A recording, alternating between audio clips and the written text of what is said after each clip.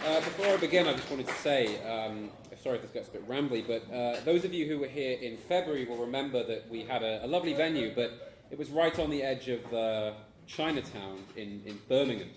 And is anybody here from Birmingham or the Midlands? Anybody? Yeah. Well, you'll know what it's like then, with the awful station architecture and and all that kind of thing, and all the Chinese and Vietnamese restaurants around us, and of course we have the events in Coventry as well, which is, that goes without saying. But I noticed that we're here tonight, quite literally, in the shadow of St Paul's Cathedral. And I know that a lot of you will probably have already seen the footage from the 20s and the 30s of London, where the skyline was just the tops of houses, and then you had St Paul's Cathedral and Big Ben. Those were the two. That was the skyline. That was all there was. And of course, it's quite fitting, I think, or symptomatic that 100 years on, those buildings are barely visible. But what we see instead are these gigantic sort of glass and concrete tumors that rise up out of the ground and surround everything. We're quite literally in the haunt, not far from where a certain Sadiq Khan is working. And of course, it's the kind of haunt, the kind of architecture, the aesthetics of one Anthony Charles Linton Blair. Get a boo there, or possibly a cheer, and that kind of thing. So yes, I want to thank the organisers as well before I begin, and just wanted to raise that point about the importance of location. So, what do we want? Now, what we want is, on one hand, the most simple question. I pretty much think that nobody here would disagree with the things that were laid out in Millennial Rose's wonderful speech there. We want to live in a society without the disgusting aspects of modernity that we see around us. We want to live among our own kind in various ways. We want solutions to the problems foisted upon us that we did not ask for and in no way did we vote for. We want a government of just order and of confidence, of competence and direction and metaphysics, a society determined from within and with a host of elites worthy of that name. And I'm sure I will sleep tonight dreaming of the wonderful lives of Sarah and her brothers that we heard earlier there.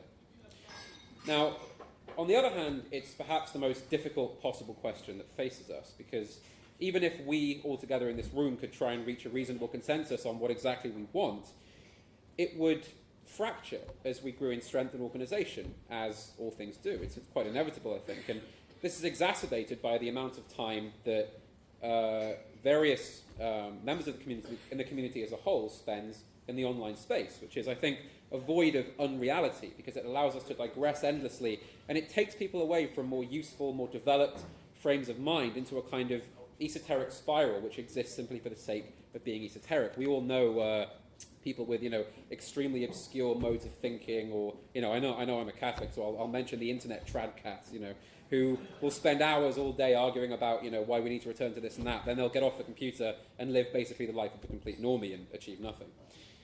Now, we have found a potential way to alleviate this or to circumvent this with a kind of unity slogan. And discerning our wider friends and allies and of convenience is a difficult thing, and it's often dependent on what circumstances we find ourselves in. But we know very well who our enemies are, and we know what positions they occupy in society. And we know that whilst they remain, we have a struggle yet to win. And there's a simple three-word phrase I'm sure you're all familiar with and that we've heard it before tonight, so I'll ask you to hear it again. That's good. Come on, what is it? That's good. I love doing that. And so the methods of achieving that remain very much up for debate. But as we work our way through that, and even if we never manage to topple this nightmare in our own lifetimes, we must, as Spengler so famously put it, remain at our posts even as the fires of Vesuvius rain down and the world seems to be ending around us. A willingness to remain absolutely wedded to the duties of dissidents in a world bereft of upward-facing values. We cannot afford to fail in that task. Woe to us if in the face of crushing, ugly, tyrannical modernity, we fail to conserve the values and artifacts under our charge. Either we protect what we have by any means necessary, or we serve no real purpose. They will pull down more statues, they will shred and deface more paintings, and they will continue to insult our literary heritage. Woe to us if we fail to maintain an authentic moral conscience in the face of modernity. Myself and others will tell you plenty about the games and the necessity of taking power, but in past speeches I have said before about the value of metaphysical unity. For if tomorrow we were granted total power in any way we liked, perhaps a lack of higher principle might well be the downfall.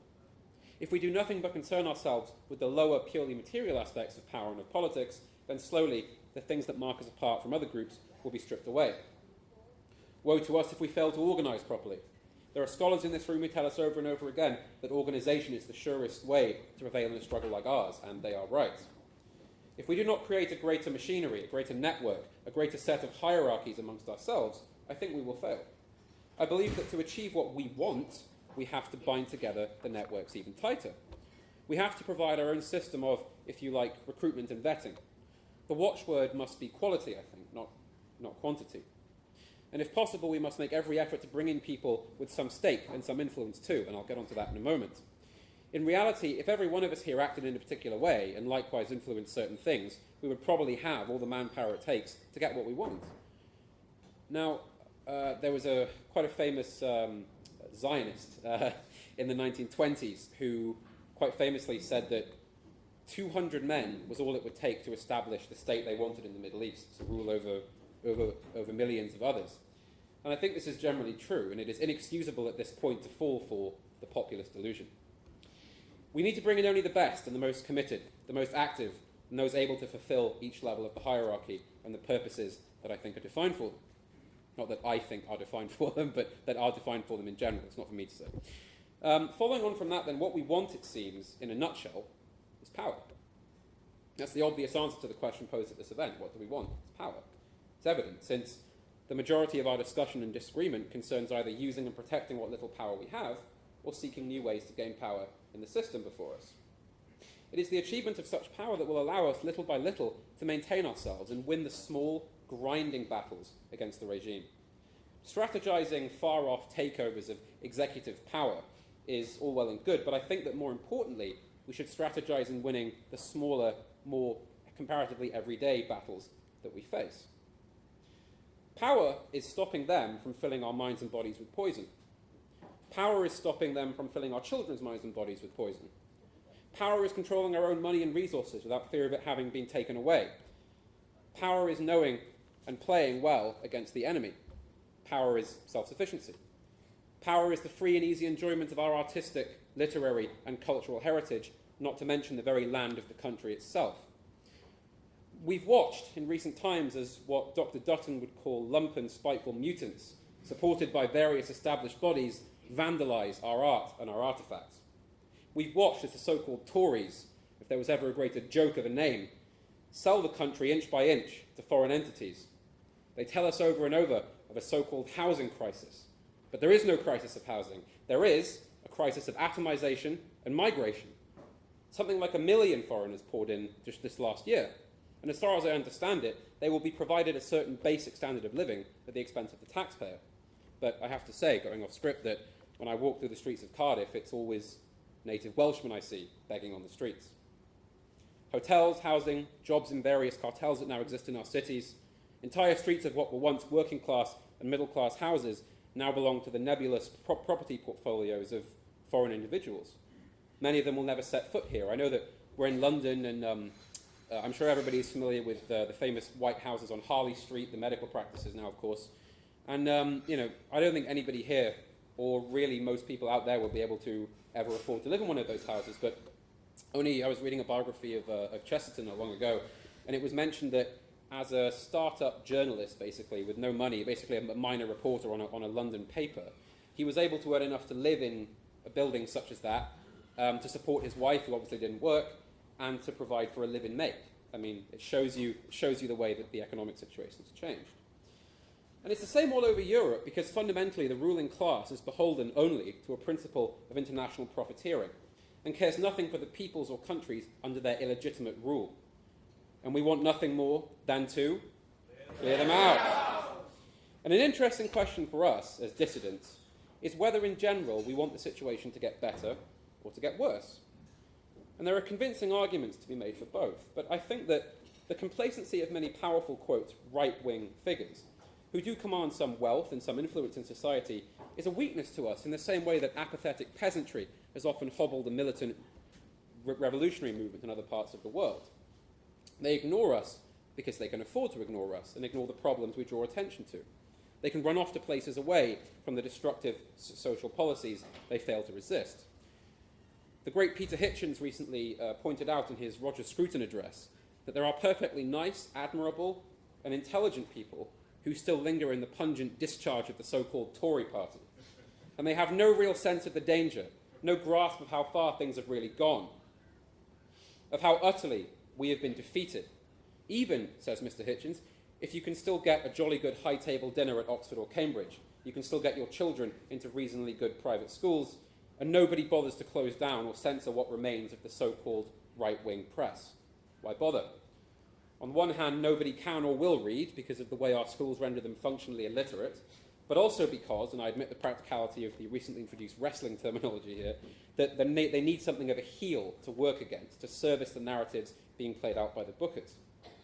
The late Jonathan Bowden pointed out much along the same, and I paraphrase, that many people who otherwise would be among our ranks are not there because they do not yet know what it is to be, one, truly disprivileged, and two, a national minority.